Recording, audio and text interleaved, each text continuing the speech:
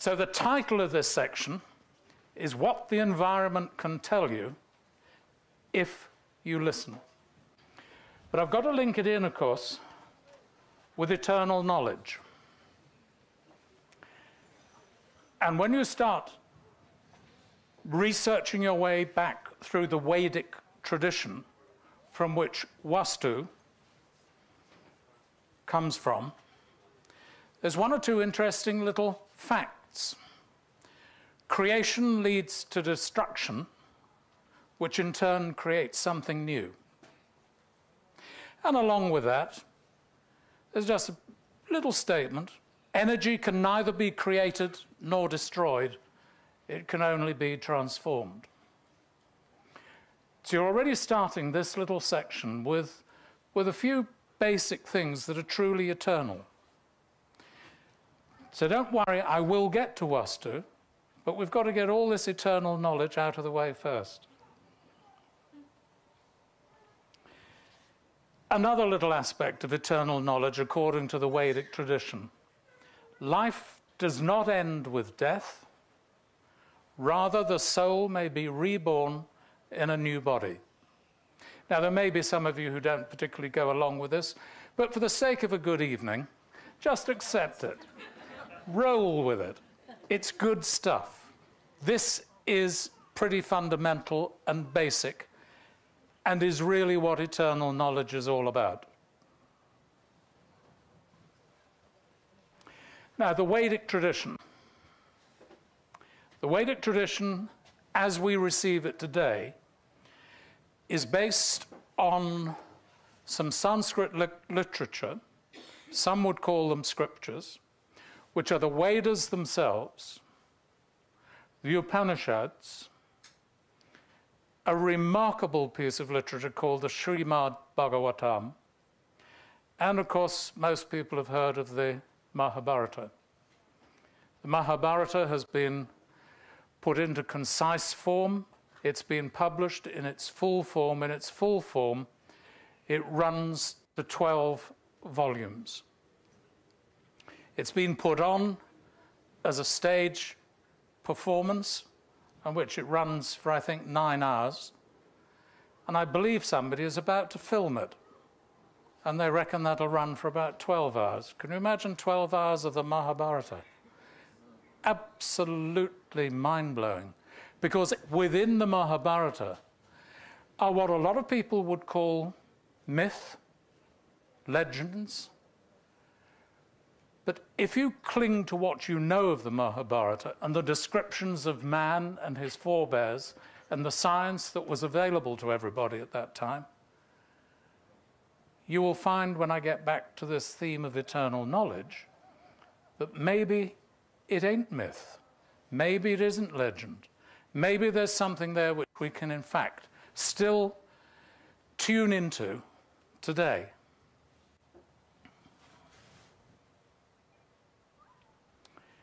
The Srimad Bhagavatam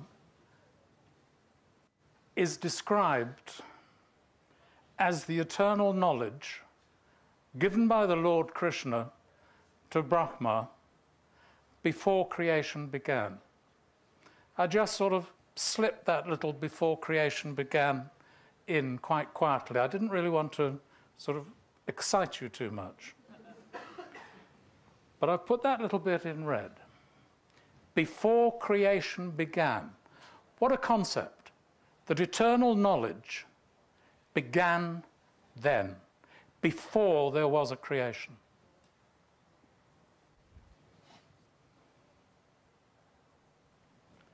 From the Srimad Bhagavatam comes knowledge about the 4 ages of creation. Now again, you may not accept all this, but you're going to be exposed to some numbers, some lengths of ages, which really are quite mind-numbing. Fortunately, the numbers are large enough, so if you really sort of have some doubts about it, you can take as many noughts off them as you like, and you're still stuck with some pretty mind-blowing numbers. Now, for those of you at the back who won't be able to read the PowerPoint, the 4 ages described in the Srimad Bhagavatam are the Satya Yuga, which lasts for 1,728,000 years. That was described as a golden age. That is also described in the Mahabharata. Man had access to telepathy. Man had access to flight. Man had access, quite simply, to eternal knowledge. It didn't have to be studied. It didn't particularly have to be remembered. In a golden age, that knowledge was just there. After that age expired, the Treta Yuga, the Silver Age, lasts for 1,296,000 years. If anybody, I see some people writing all this down, if you are sufficiently interested, I didn't know I was going to be this popular. I have a few handouts, and I will make sure they're there. The good thing is the representations of the PowerPoints on those handouts are even smaller than they are on the screen. So you'll need to read them in a good light. But they're only the PowerPoints, but from what I'm adding to them in this talk, you will be able to, it'll spark off a memory, and I hope send you in the direction of doing some research of your own. So the Silver Age, not quite as much enlightenment about, not quite as much easy access to the eternal knowledge, things beginning to run down. The Dwapara Yuga, the Copper Age, 864,000 years, a shorter age. You notice these age, as the knowledge and the wisdom runs down, so does the length of time that you have to experience the running down of that energy. Followed by the Kali Yuga, the Iron Age, which only lasts a mere 432,000 years. I should perhaps point out, because terms like Bronze Age are being bandied about nonchalantly during this weekend, these descriptions of gold and silver, copper and iron should not be mistaken as another aspect of the Bronze Age, or the westernized Bronze Age and Iron Age. But what is very interesting is that we are now in the Kali Yuga, the Iron Age of the Srimad Bhagavatam. Lots of people argue about when this Kali Yuga started. I mean, bearing in mind it's 432,000 years long, I don't think it's a sort of argument that really merits wasting much time on. But the Srimad Bhagavatam is very precise. We have 427,000 years of the final age in the cycle leading to destruction left. So as I said, buckle up. It's going to be a rough ride for the next 427,000 years. Now, the starting point for this, those of you that are familiar with either the Mahabharata or the Bhagavad Gita, which is much more accessible, and it's 18 chapters out of the very center of the Mahabharata, and it's based around the great battle at Kurukshetra. Now, the reason we home in on the Kali Yuga starting then is that after the battle of Kurukshetra, the Lord Krishna was never seen on earth again. So we've got 427,000 years to wait for the dawning of the Satya Yuga. There might be a few million years sort of in the darkness in between while creation sorts itself out again. But these are vast, vast cycles. What isn't on the PowerPoint, and again what the Srimad Bhagavatam is fairly precise about, during the Kali Yuga, the average human lifespan is 100 years. During the Dwapara Yuga, the average human lifespan is 1,000 years.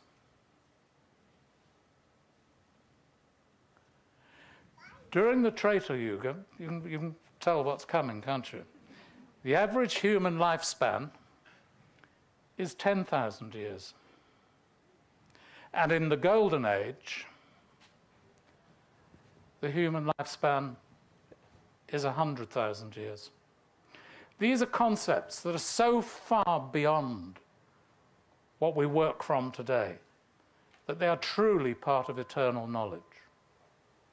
So you might be thinking, if these are cycles and they come to destruction, doesn't all the knowledge disappear? And how can all that knowledge be retained and be reborn in the Golden Age? The Vedic tradition tells us of the 14 sons of Manu. These are beings, avatars, if you like. Everybody knows what avatars are. They're blue and very tall, and they come in 3D. But these 14 avatars live right through the cycles. Their lifespan is 306,720,000 years. Again, you don't have to accept it. You can take as many noughts off that as you like, and it's still pretty stunning. But that is how the eternal knowledge survives the cycles. So when Isaac Newton was talking about eternal knowledge, as Lucy was referring to, and as is mentioned on the Eternal Knowledge Festival website, all he was doing was sitting quietly. I mean, we're familiar with the tale of, the universities were closed because of the plague, and he was in the garden and the apple dropped on his head. Nothing to do with the apple dropping on his head. He was just quiet. He was listening to the knowledge that was coming through space, ether, and akasha. And we were familiar. There's a whole discipline about akashic records. I'm not going to go into that. There are people far better qualified to talk about that. But that eternal knowledge is contained in space, ether, akasha. It's all one medium. It's all one element.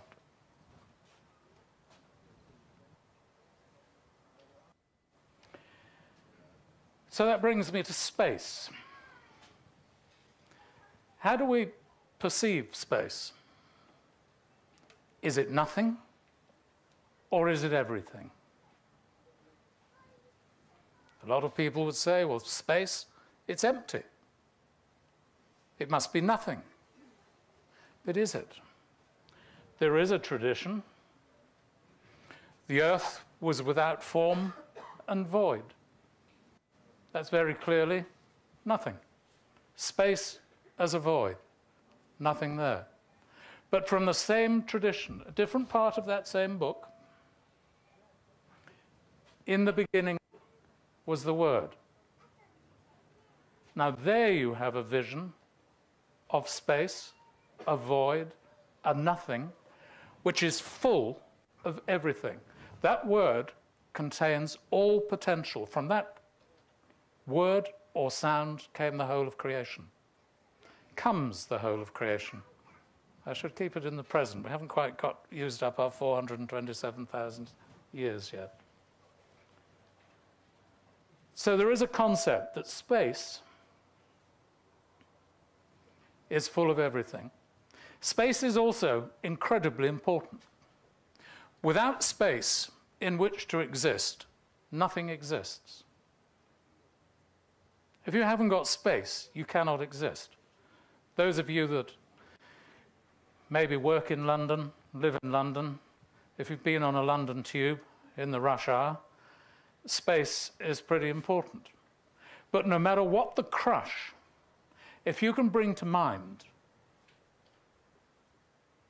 just this concept that you're standing up, you are existing, there is space, you'll be okay. You'll survive the tube journey. So space is important. And it's left out of an awful lot of disciplines and traditions.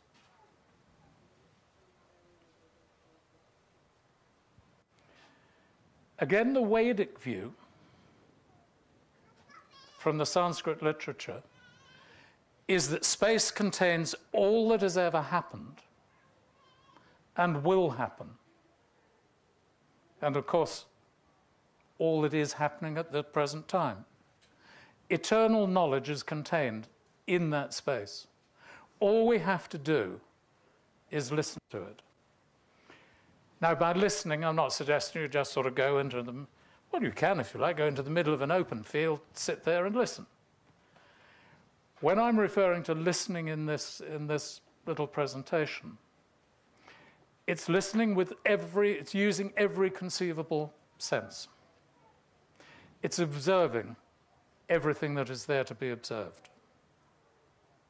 So it's listening in the fullest. So if you want to make a scientific breakthrough, if you want to unblock a philosophical obstruction, just sit and listen, because that knowledge is surrounding us. It's present.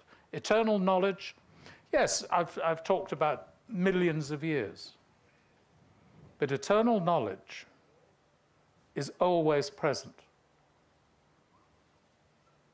You can have direct access to eternal knowledge at any time, just by listening.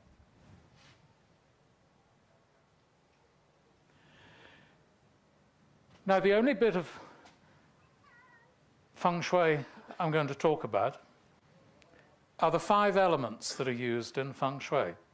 So I'm sorry if I'm going to disappoint those who've come along and hoping to sort of get their Feng Shui sorted out and sort of going away knowing where they should put their lotto ticket so it'll win. I might let you into that towards the end of it. But the ancient knowledge of Feng Shui is based very much on understanding the 5 elements. Now, there's a lot to understand in these 5 elements.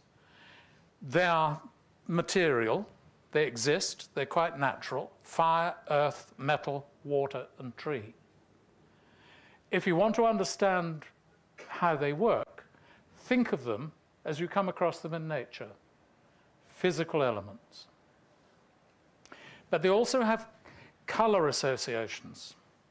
They also have geometric and architectural shapes associated with them.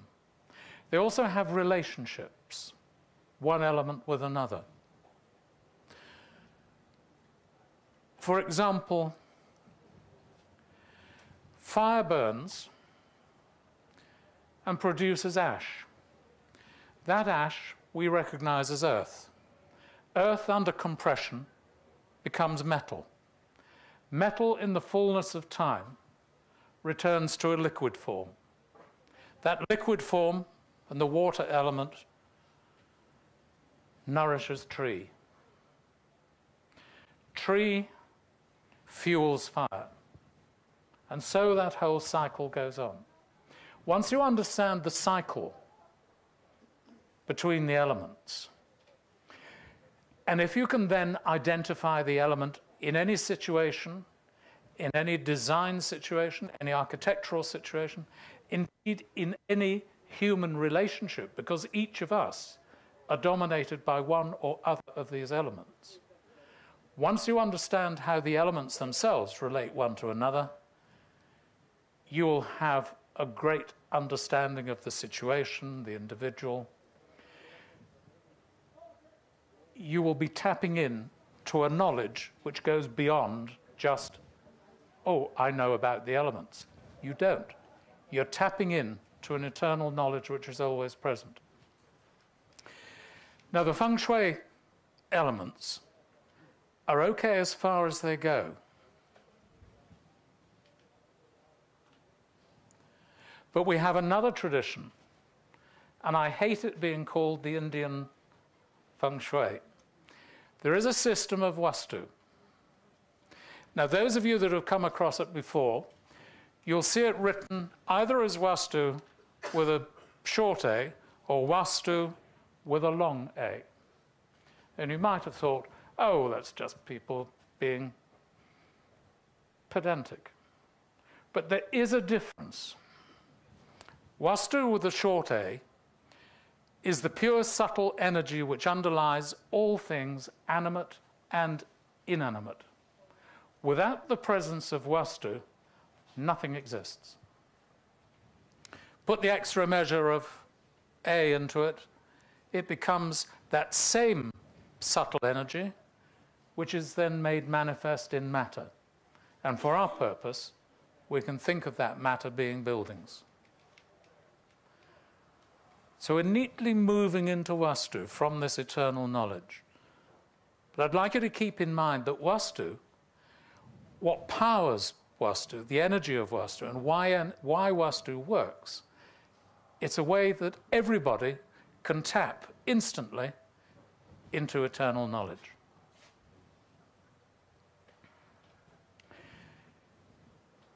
There are 3 types of Vastu that you'll come across if you research it. There's Vastu Vidya, which is in fact the pure wisdom of Vastu, not applied to anything. There's Vastu Shilpa, which is that same wisdom but applied to art and sculpture. So that a beautiful sculpture, one that really uplifts you when you see it, it doesn't have to be Indian. It can be Western, it can be a work of art that will conform to the disciplines of Vastu Shilpa. But what I'm going to talk about to you this evening is Vastu Shastra. That is normally described just as the science of dwellings, the science of building. But again, if you go back to the Srimad Bhagavatam, I can see the sales of copies of the Srimad Bhagavatam on Amazon are going to go through the roof. Don't bother with Amazon, just put Srimad Bhagavatam into Google. Make sure you've got a nice cup of coffee or herbal tea, switch the phone off, shut the door, and just go on the roller coaster that is the Srimad Bhagavatam. There is just so much real knowledge being released at the moment. The time is right. But you find the Srimad Bhagavatam doesn't just refer to it as the science of dwellings. It is the science of the dwellings of humans and gods. Not even the dwellings of humans or gods. With Vastu, humans and gods can exist within the same dwelling. And so you get potential, all potential. Imagine what it would be like. You could go home, arrange your home, arrange everything so that the energies are there, so you're not on your own. The gods are there assisting you. Wouldn't that be brilliant? But it's not a sort of, wouldn't it be lovely? It can happen.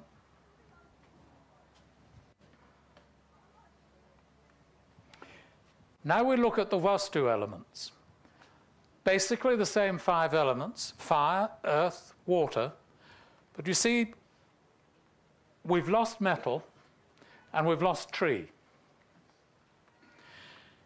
Tree is replaced in the Vastu system by air. And if you think of the physical tree, it's encompassing air. Space is the interesting one. Space replaces the metal of the Feng Shui system. Metal is solid. It's crammed full of molecules that are not moving very fast. Space is crammed full, as I said, of everything that has ever happened, is happening, and will happen.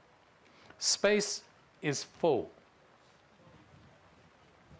And it's only Vastu that recognizes that aspect of that particular element.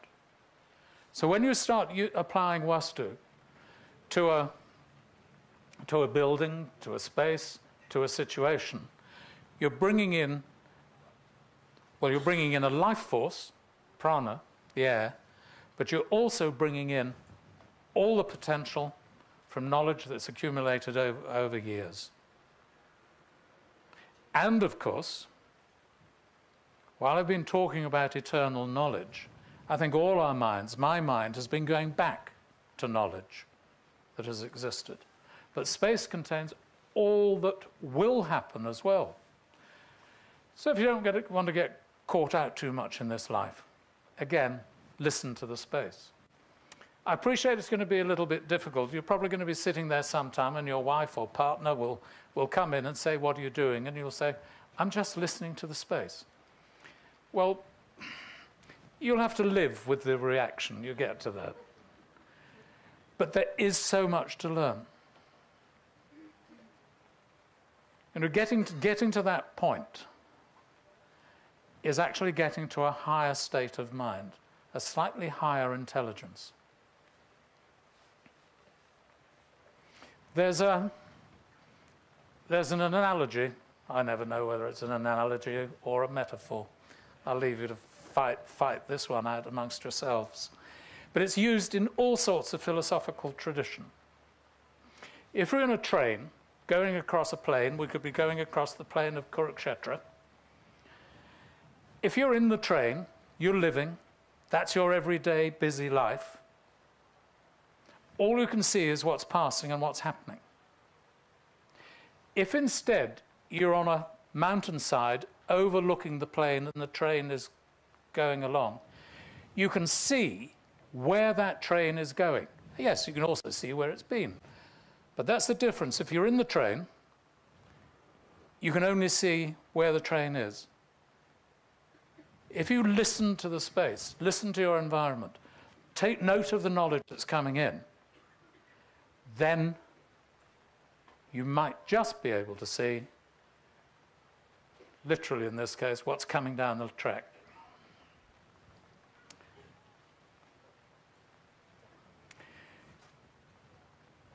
The Vedic tradition also recognizes an eternal cycle within the Vastu elements, one that's particularly appropriate to us today. The earth sacrifices water to space under the influence of fire. Air, through clouds, then returns water to earth.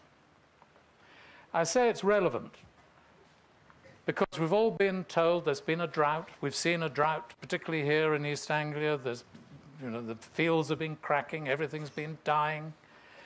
The fire has sacrificed the water to space. And what's happened, quite naturally? The air is now returning water to earth. Now, this is a cycle that takes place all the time. And instead of worrying about climate change this and climate change that and everything else, if we just sat back, watched that cycle, listened to the knowledge that comes out of that cycle, we could learn. It's been going on for a long time, it's going to go on for a long time. Well, it's going to go on for 427,000 years, isn't it? I don't know if there's any bookmaker that will sort of give you any odds on creation ending in 427,000 years' time. But of course, what I'm not going to talk about is the fact that in 427,000 years' time, this may not be the only universe that is withdrawn. But that's another story.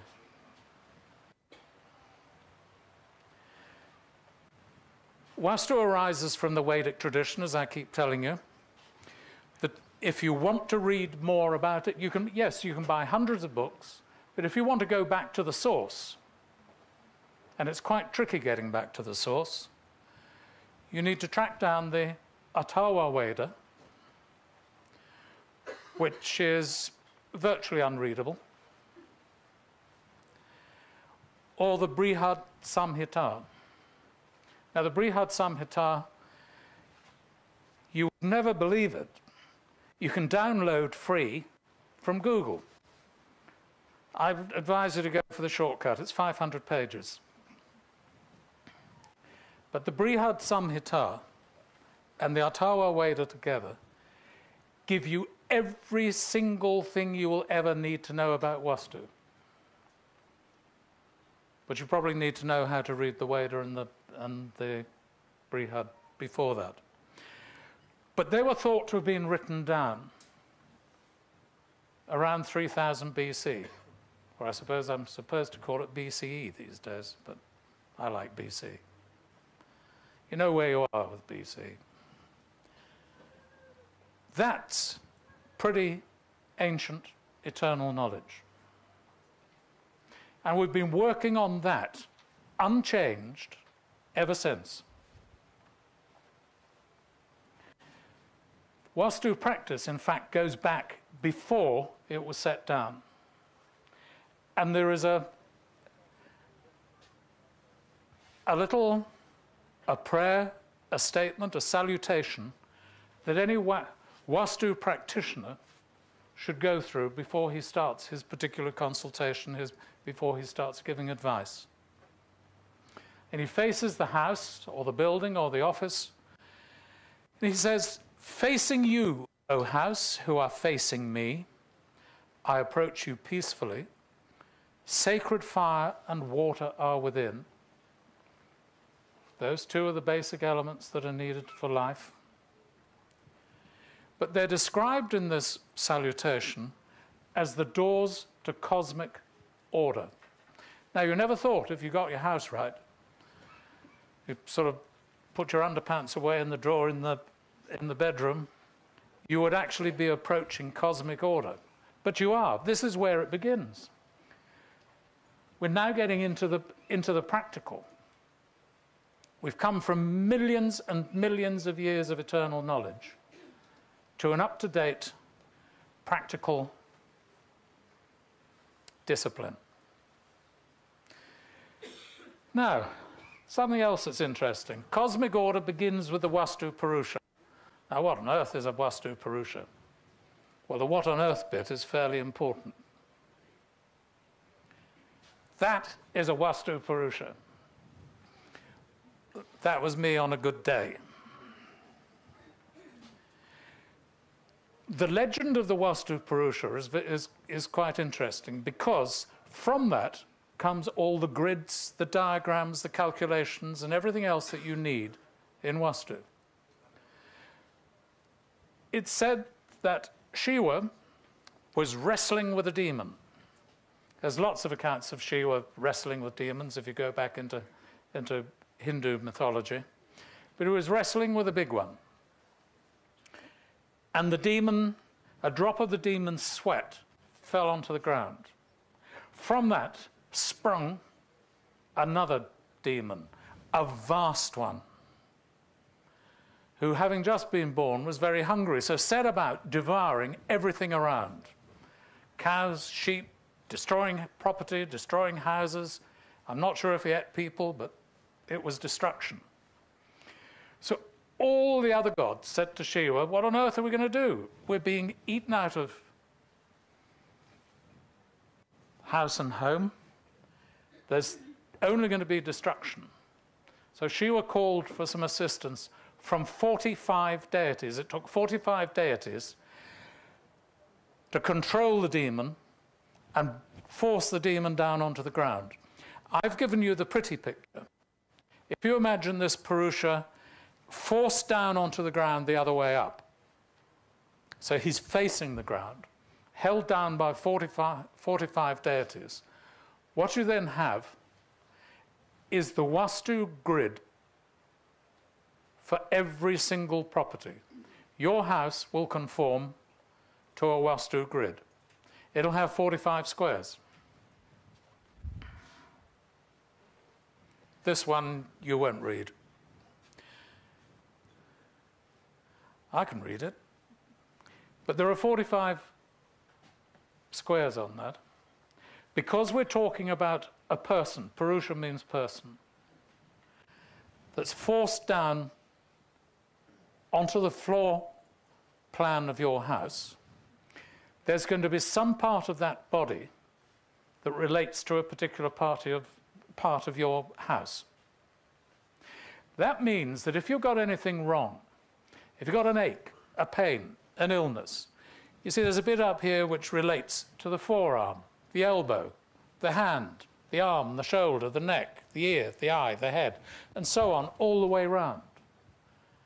If you've got anything wrong, if you have access to one of these Purusha diagrams, you can look at the plan of your home, or whatever the space is, and go and see what is wrong in that space. There may be something blocked. The plumbing may be wrong. The plumbing may be dripping. The drainage may be backing up. There may be something electrical that's wrong. But you'll know exactly where to go. It's very immediately physical. And of course that comes from a legend of 45 gods holding down a demon. In very simple terms, it gives an energy flow over any property. North is at the top. Energy in Vastu enters at the northeast, flows around the central space, and will exit at the southwest unless you block it. So you'll find a lot of Vastu-designed properties will be lower at the northeast and higher at the southwest. All the principal energy and the important places are in the northeast. But there's something else you need to know about. You've got a fair grasp of the elements. You know about the Vastu Purusha. You're going to walk out of this yurt this evening knowing all the fundamentals of Vastu. It is genuinely as simple as that. Anybody who tells you it's not is trying to make money from you. Vastu and Feng Shui is very, very simple. But the three guna do not appear in Feng Shui. They only appear in the Hindu and Sanskrit tradition. These are described as the qualities of nature. Creation is brought about, and it has these three energies, these three qualities.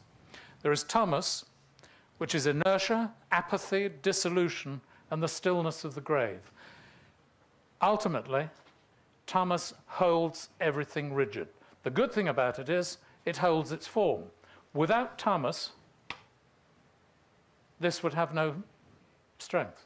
It's held in place by tamas. Rajas is action, energy, anger. It's actually the energy by which creation turns. If you can balance tamas and rajas, you get to something called sattva, which is another stillness, but it's a stillness from which unlimited creativity arises. It's a consciousness which brings satisfaction. We even get English words out of this. From tamas, we get tame, to bring something under control, bring it to stillness. Rajas, we get rage, and from sattva, we actually get satisfaction. So the aim is to live one's life and bring one's home to this state of sattva. And you do it by balancing tamas and rajas. So again, you have to listen to what's going on. In any environment, you need to enter the space and listen to its guna and experience its elements. Vastu masters, I don't think they do it in this country, I certainly don't do it, but Vastu masters in India will actually go onto a site, and they might be on the site before anything's built on it for anything up to 2 days.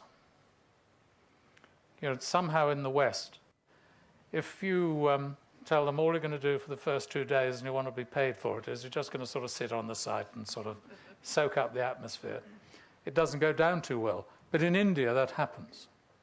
Also in India, a Vastu master will taste the soil. to really associate the element of that site with that particular soil.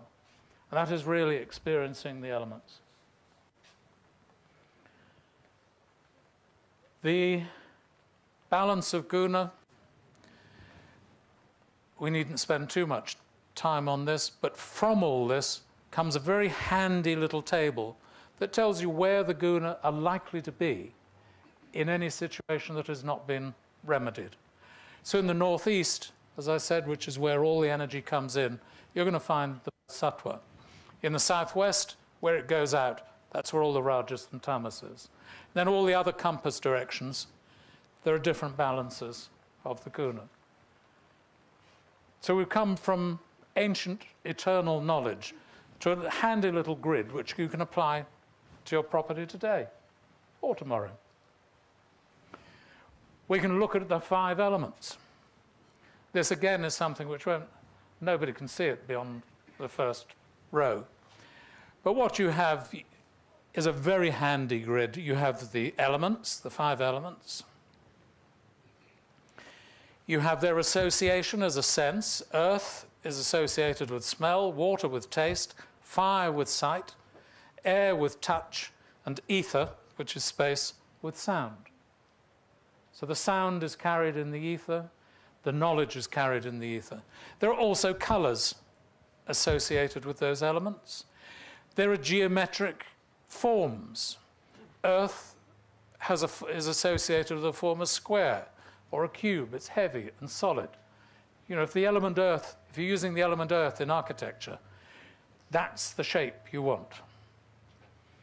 Water, you're looking at the circle. It's fluid, it's cold, it's soft. Fire is the triangle, hot. It brings insight and light.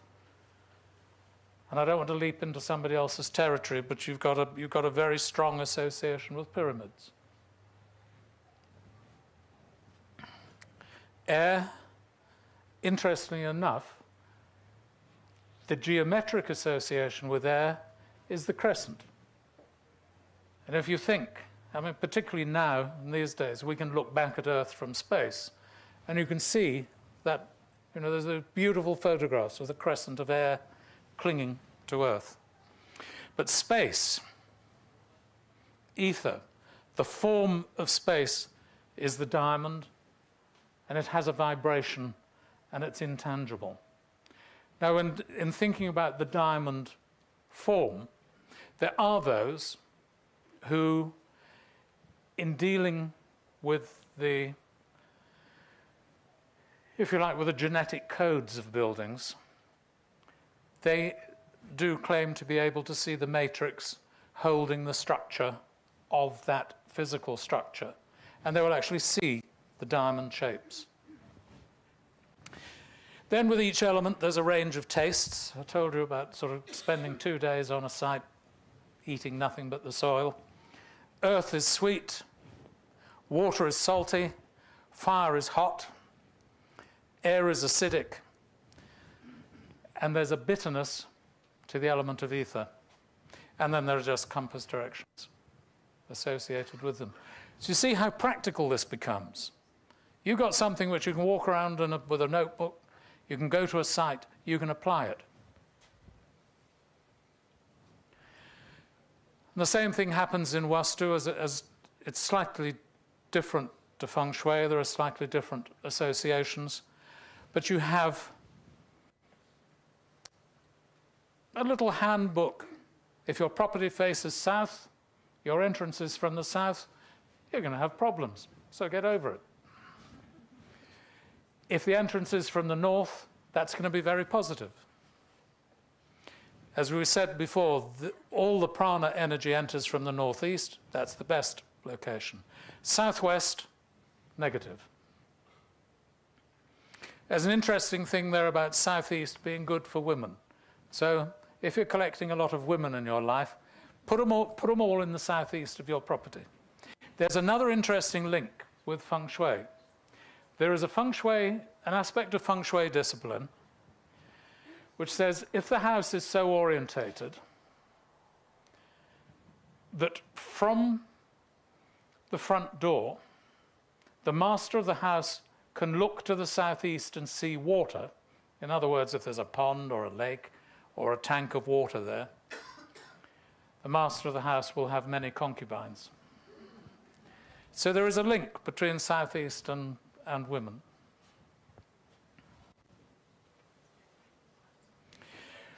Working further from that, with north at the top, Vastu gives us a perfect layout for the perfect house. Ideally, there's an open space in the center, and then all the other functions are around it. Up here in the northwest, you have your granary, and you keep your cows. And you put your guests up there with the cows. In the northeast, which again is where that energy comes in, you can have your entrance, the porch is a good place for meditation. You can have underground water, but you avoid toilet, kitchen, or septic tank, anything like that in the northeast. And so every part of it is interpreted for modern application.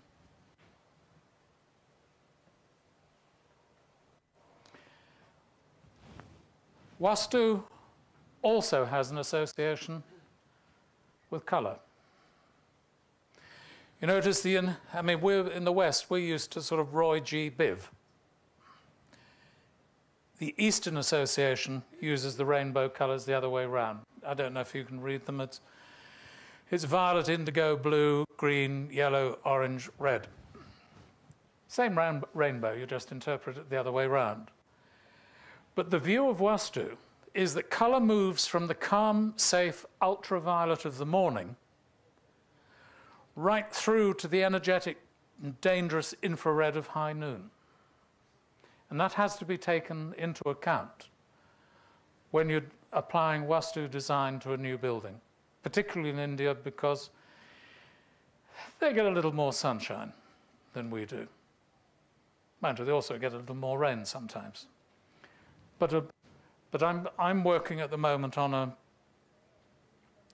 2 farmhouses which are going to be taken down, and one beautiful new house is going to be built. And it's going to be built entirely to Vastu traditions.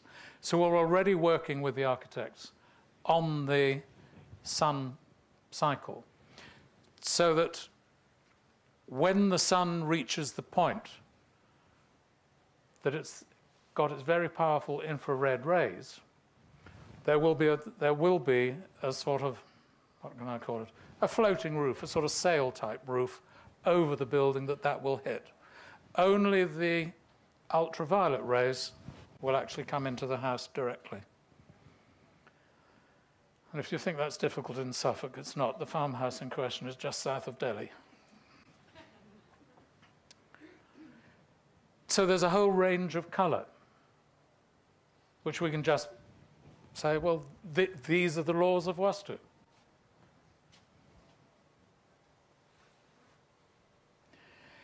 Now, the one thing most people know about Feng Shui is that you're going to have to use a money tree somewhere.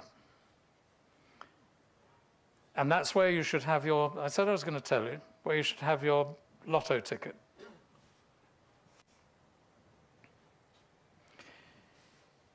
Put your lotto ticket near a money tree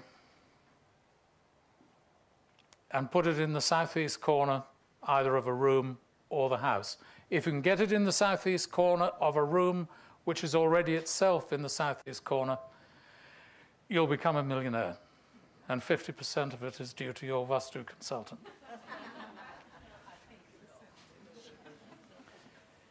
But within Vastu, Tulsi is the equivalent of the money tree, basil. And particularly what I'm sure most of you know about as holy basil. And of course, it's no accident that people working in space clearing will work with basilica, holy basil, incense. It's a very powerful plant to have. Every house, whether you believe in Vastu, follow Vastu, whether you believe in eternal knowledge, whether you don't want to hear any more about me spouting on about eternal knowledge, buy a basil plant, keep it in the kitchen, eat it occasionally, put it in your cooking, then buy another basil plant. Basil is superb.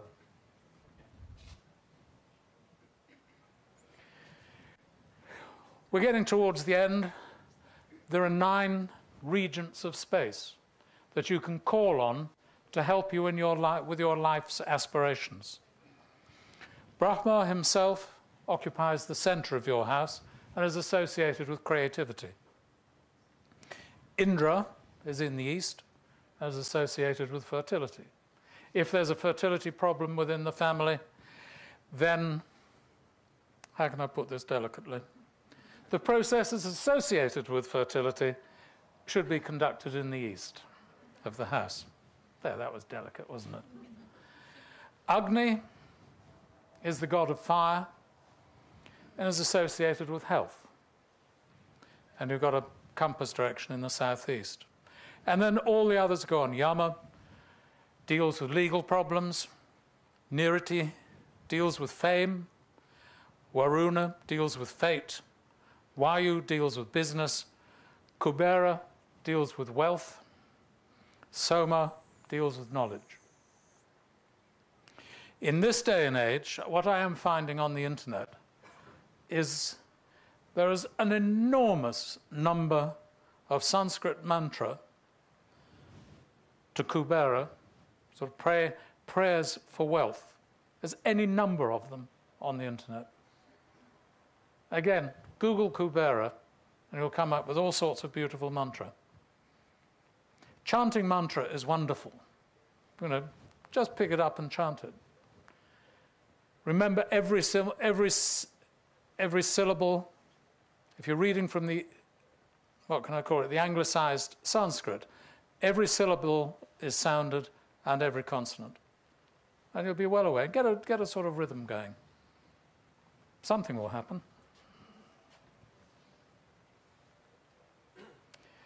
But finally, the one thing we need to learn from this is that we must listen to our environment, and then we can dwell with the gods.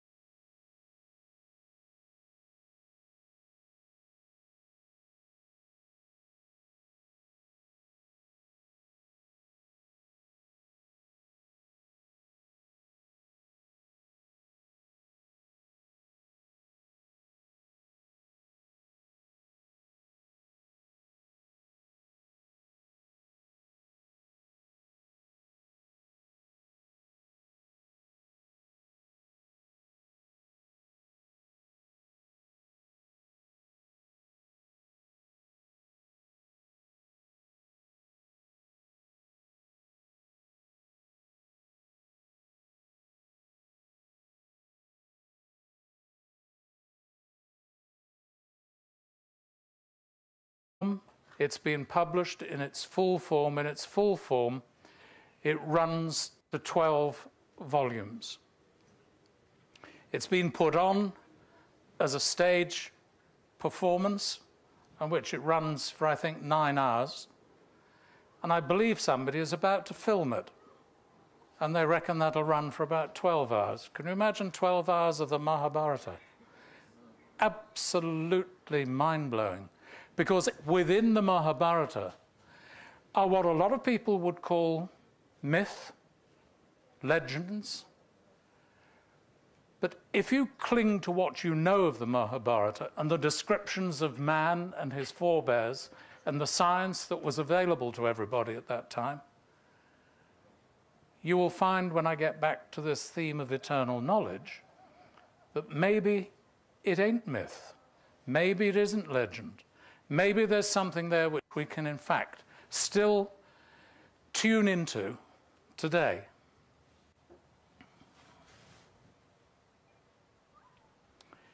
The Srimad Bhagavatam is described as mind-blowing numbers. Now, for those of you at the back who won't be able to read the PowerPoint, the 4 ages described in the Srimad Bhagavatam are the Satya Yuga, which lasts for 1,728,000 years. That was described as a golden age. That is also described in the Mahabharata. Man had access to telepathy.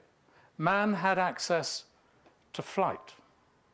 Man had access, quite simply, to eternal knowledge. It didn't have to be studied. It didn't particularly have to be remembered. In a golden age, that knowledge was just there. After that age expired, the Treta Yuga, the Silver Age, lasts for 1,296,000 years. If anybody, I see some people writing all this down, but we've got to get all this eternal knowledge out of the way first. Another little aspect of eternal knowledge, according to the Vedic tradition: life does not end with death. Rather, the soul may be reborn in a new body. Now, there may be some of you who don't particularly go along with this, but for the sake of a good evening, just accept it. Roll with it. It's good stuff. This is pretty fundamental and basic, and is really what eternal knowledge is all about. Now, the Vedic tradition. The Vedic tradition, as we receive it today, is based on some Sanskrit literature, some would call them scriptures, which are the Vedas themselves, the Upanishads, a remarkable piece of literature called the Srimad Bhagavatam, and of course most people have heard of the Mahabharata. The Mahabharata has been put into concise form.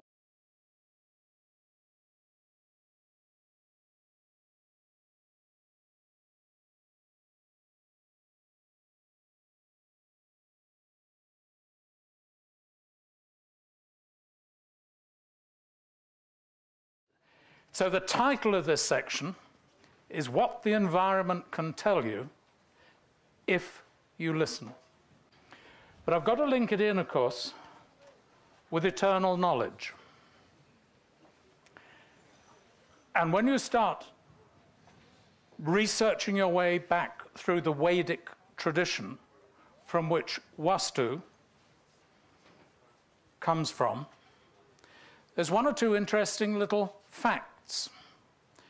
Creation leads to destruction, which in turn creates something new.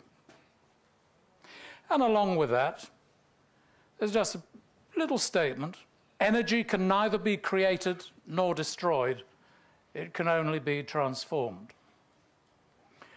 So you're already starting this little section with a few basic things that are truly eternal. So don't worry, I will get to us as the eternal knowledge given by the Lord Krishna to Brahma before creation began. I just sort of slipped that little "before creation began" in quite quietly. I didn't really want to sort of excite you too much. But I've put that little bit in red. Before creation began. What a concept. That eternal knowledge began then, before there was a creation.